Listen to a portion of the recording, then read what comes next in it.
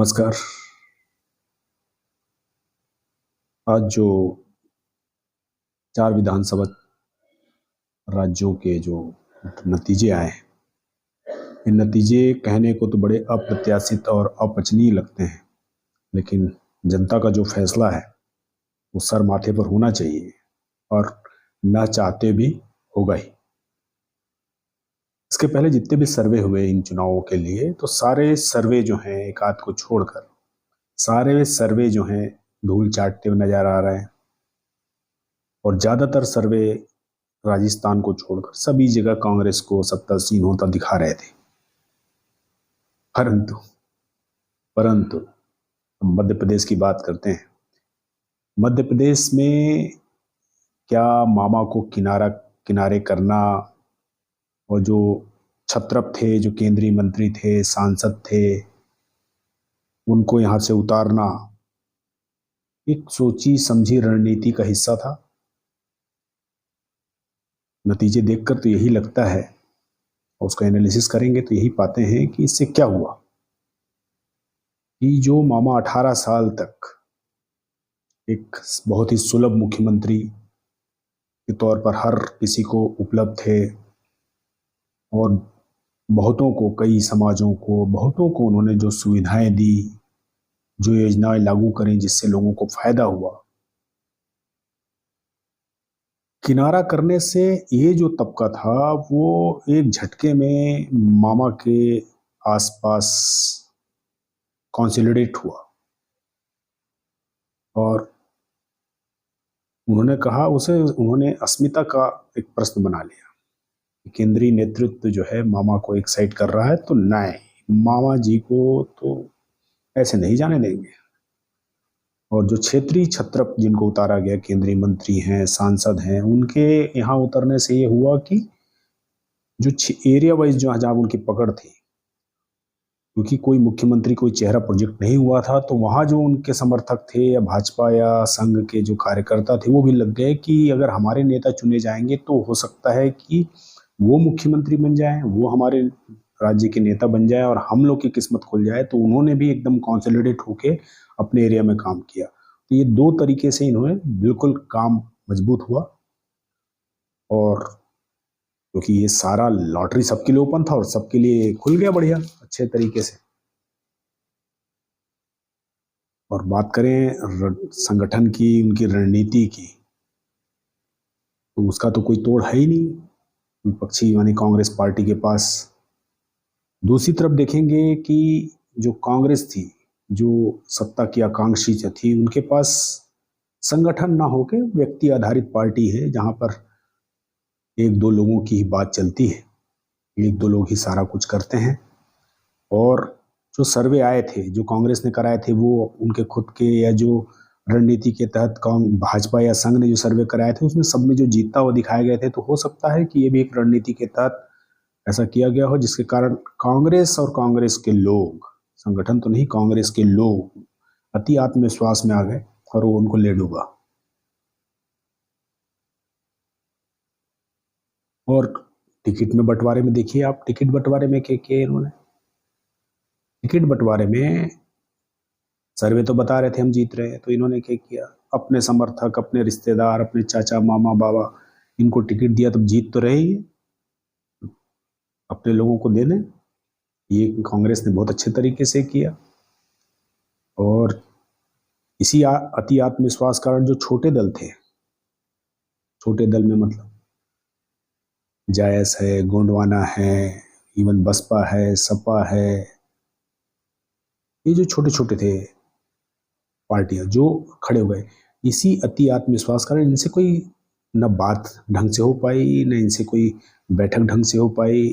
और जो आप नतीजे देखते हैं, नतीजों में रिजल्ट जो है बहुत ज़्यादा डिफरेंस नहीं है हार जीत का। तो ये जो छोटे दल थे जिन्होंने 500,000 वोट काटे, ये भी बहुत बड़ा फैक्टर रहा। और सबसे महत्वपूर्ण जो चीज रही कि कांग्रेस जिस जाति जनगणना को एक ट्रम्प कार्ड के तौर पर यूज कर रही थी, प्रोजेक्ट कर रही थी, माननीय मोदी जी की जो सरकार ने जो महिला आरक्षण का बिल लाया, उसका मजाक उड़ाया जा रहा था कि ये कब लागू होगी। ये सारी चीज़ें जो कांग्रेस कह रही थी वो सही थी। जाति जनगणना होनी चाहिए, महिलाओं को आरक्षण होना चाहिए, लेकिन जब आप टिकट बांट रहे थे तो आपका बोलना और आपका जो आपने धरातल पे किया या कर रहे थे वो बिल्कुल मैच नहीं कर रहा था। ओबीसी को आपने टिकट बहुत कम दिए, महिलाओं की संख्या भी आपने कम दी। अरे आप काउंटर करते तो इनको टिकट ज़्यादा देते, जातिगत आधार पर इनको टिकट देते। जाति जनगणना आप बोल रहे हैं तो आपको जब पता है कि 50% टिकट उनको भी देते। इसी तरीके से SC ST की जो सीटें हैं, जहाँ पर SC ST बाहुल्य हैं और वो सामान्य सीट है, वहाँ पर ये जो 75 साल की जो सोच बनी इसको बदल ही नहीं पाए कि आरक्षित सीट पर ही आरक्षित खड़ा होगा। इतनी कितनी 50 सीट हैं, 50 से ज़्यादा सीटें हैं जहाँ पर आदिवासी बाहुल्य है और वो सीटें सामान्य हैं, तो वहाँ से आपने दिए ही नहीं। अनारक्षित सीट पे भी अगर आरक्षित बाहुल्य लोग रहते हैं तो अगर वहाँ से भी टिकट देते तो ये मैसेज आरक्षित वर्ग में अच्छे से जाता, वो नहीं हुआ। बसपा की जो डावाडोल वोटर थे, कांग्रेस के जो अभी हमारे माननीय खड़गे साहब हैं, राष्ट्रीय अध्यक्ष हैं, दलित हैं, इतने बड़े फैक्टर होने के बाद भी इस ओर किसी ने ध्यान नहीं दिया, तो दलित वोट को आप लुभा नहीं पाए। डावाडोल बसपा वाले आ सकते थे, खड़गे जी के कारण और लोग जुड़ सकते थे, लेकिन आपने इस पे किया ही नहीं कि SC की सीट है तो SC को देना है। कई जगह है जहाँ पे SC बाहुल्य है लेकिन वहाँ पे सामान्य सीट है, वोट बटे उनके। और आगे अगर बात करें तो इस सब चीज़ों की जो अंतिम इस ताबूत में जो कील रही वो थी लाडली बहना योजना। उसको कांग्रेस ने मेरे ख्याल से बहुत हल्के में लिया। हल्के में नहीं लिया तो उसके काट नहीं ढूंढ पाए। अगर इसके काट के तौर पे महिलाओं को ज़्यादा टिकट दे देती कांग्रेस तो लगता कि महिलाओं के लिए कुछ कर रहे हैं, तो टिकट भी नहीं दिया आपने। और जो लोगों के अकाउंट में पैसे आ रहे थे और आप देने का वादा कर रहे थे, तो जो आ रहा है उसको कोई छोड़ना नहीं चाहेगा। तो सीधे सीधे से कांग्रेस ने दलित, आदिवासी, महिला, पिछड़ों, किसी के साथ कुछ रणनीति के तहत पे कोई काम किया नहीं, टिकट बंटवारे से लेकर किसी भी चीज में। और मोदी जी की गारंटी की काट होते हुए भी आम जन को ये ना बता पाना कि 20 साल में जो सत्ता है उसकी कमजोरियां रही, एंटी इनकम्बेंसी रही, आपके साथ दगा हुआ, उसको भी आप नहीं भुला पाए। तो ये जो एक तरफा रिजल्ट आया है, इसके लिए कांग्रेस की अपनी रणनीति जिम्मेदार रही। और युद्ध जो होता है, कोई भी युद्ध होता है, उसमें रणनीति, उसके जो रणनीतिकार होते हैं और जो उपलब्ध संसाधन होते हैं जिससे लड़ा जाता है, उसका उपयोग ही नहीं किया गया और उन्हीं से जीता जाता है। और जो कांग्रेस जो है रणनीति में कोसों दूर संगठन से, बीजेपी के संगठन से कोसों दूर रही। चुनाव के पहले भी, टिकट बंटवारे के पहले भी जो सुझाव दिए गए, जो शिकायतें की गई, उस पर कोई बहुत ज़्यादा ध्यान दिया नहीं गया, क्योंकि सब अति आत्मविश्वास में थे कि हम तो जीत ही रहे हैं। उसका उदाहरण देख लीजिए आप। अभी भी जो क्रिकेट का जो विश्व कप हुआ है, उसमें जो हमारी टीम थी सेमीफाइनल तक एकदम अजेय थी, लेकिन फाइनल में क्या हुआ? फाइनल में ऑस्ट्रेलिया ने बड़ी रणनीति के तहत भारत का सामना किया और उन्होंने जीत हासिल करी। तो अभी भी मौका है कि किसी रोहित, विराट, शमी, इनके चक्कर में ना फंसकर एक टीम के तौर पे, ये सेमीफाइनल तो आप हार गए, फाइनल अभी 2024 में है और फाइनल जीतने वाला ही सिकंदर होगा। कांग्रेस को पुनः उठ खड़ा होना चाहिए और पुनः इस पे विचार करना चाहिए कि कहाँ कहाँ गलती करी, और गलतियां साफ हैं।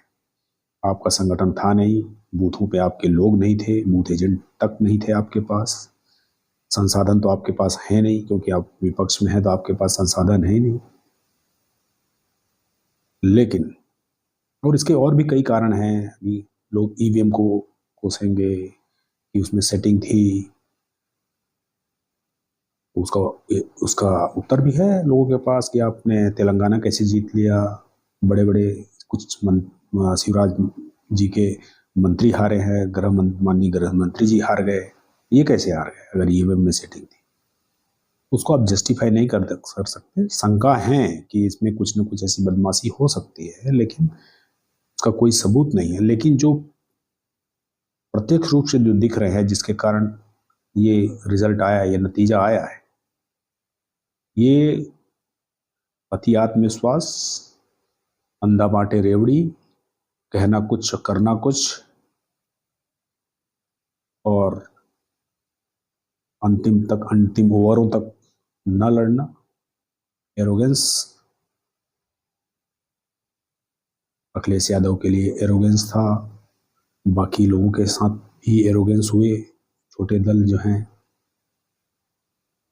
ये रिजल्ट अप्रत्याशित दिखता जरूर है, लेकिन ये प्रत्याशित रिजल्ट है, और इसे स्वीकार करते हुए अब आने वाले जो 5 महीने में जो अगला फाइनल होने वाला है, उसके लिए तैयारी करनी होगी। और जो जीते हैं उनको बहुत बहुत बधाइयाँ, माननीय शिवराज जी को बधाइयाँ, और जो बाकी जो जीते हैं उनको बधाइयाँ। युद्ध ऐसे ही लड़ा जाता है, ये बीजेपी ने साबित किया है। कांग्रेस उसमें पीछे रही, इसलिए हार गई। इसलिए आगे आने वाले युद्ध की तैयारी तरीके से हो, रणनीति बनाकर हो, और उसमें किसी एक खिलाड़ी या 2 खिलाड़ी के साथ युद्ध नहीं जीता जाएगा, इसको ध्यान रखें। पुनः बधाइयाँ। उम्मीद करते हैं कि आने वाला जो भी हमारा यहाँ का मुख्यमंत्री होगा, कायदे से बनना तो माननीय मामा जी को ही चाहिए, क्योंकि पूरी जीत उनके सिर माथे है। लेकिन फिर भी जो भी आए, प्रदेश को उन्नति के रास्ते पे ले जाए, जो वादे किए गए उसे पूरा करें, यही उम्मीद के साथ। Thank you. जय भीम।